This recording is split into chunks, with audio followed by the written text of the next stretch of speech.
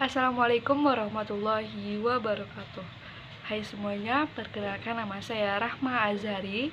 Saya mahasiswa Universitas Negeri Padang dengan jurusan Pendidikan Bahasa dan Sastra Indonesia dan Daerah dengan NIM 21016102. Pada kesempatan kali ini, saya mendapat tugas dari mata kuliah Keterampilan Membaca dengan dosen pembimbing Ibu Afnita MPD.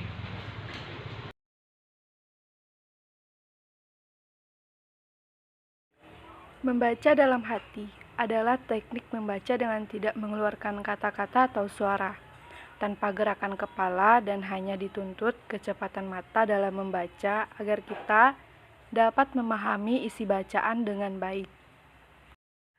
Adapun tujuan membaca dalam hati adalah yang pertama lebih konsentrasi fisik dan mental, yang kedua dapat membaca dengan lebih cepat, yang ketiga lebih mudah dipahami atau dimengerti, yang keempat dapat menyesuaikan kecepatan dengan tingkat kesukaran yang terdapat dalam bacaan, dan yang terakhir tidak berisik sehingga tidak mengganggu orang yang ada di dekat kita.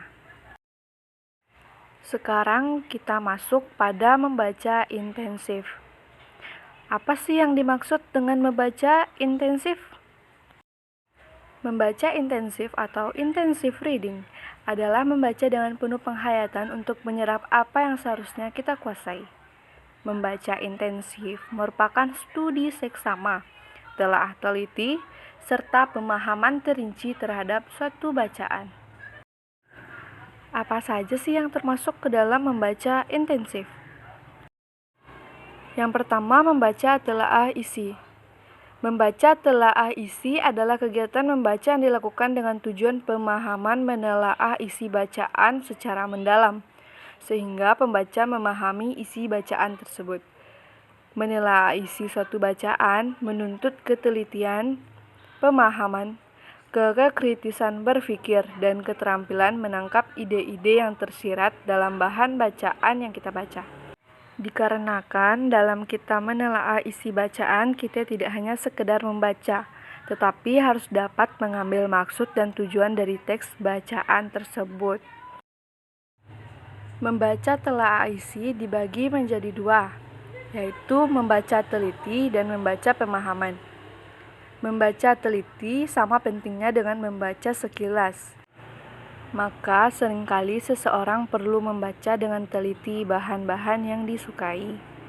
Sedangkan membaca pemahaman adalah membaca yang bertujuan untuk memahami suatu bacaan.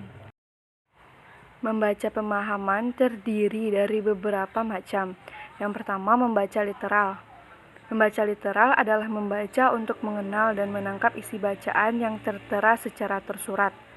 Artinya, pembaca hanya menangkap informasi yang tercetak secara literal atau tampak jelas dalam bacaan. Yang kedua, membaca kritis.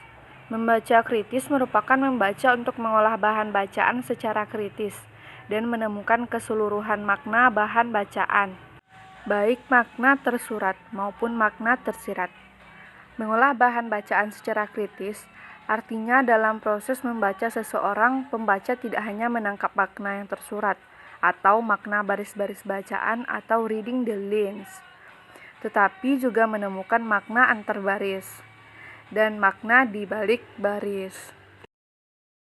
Yang ketiga, membaca kreatif. Membaca kreatif merupakan tingkatan tertinggi dari kegiatan membaca seseorang.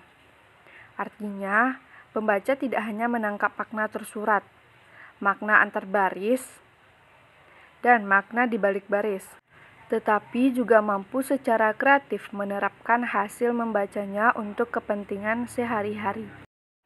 Bagian kedua membaca intensif adalah membaca telaah bahasa. Membaca telaah bahasa merupakan kegiatan membaca yang dilakukan untuk mengetahui bahasa-bahasa yang digunakan oleh penulis dalam menyampaikan suatu gagasan. Bahasa yang digunakan penulis dapat bervariasi, bisa melalui sarana-sarana sastra dan simbol tertentu. Membaca telaah bahasa juga dibagi menjadi dua. Yang pertama, membaca bahasa dan membaca sastra.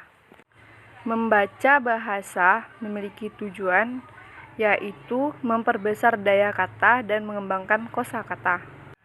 Sedangkan membaca sastra, perhatian pembaca harus dipusatkan pada penggunaan bahasa dalam karya sastra.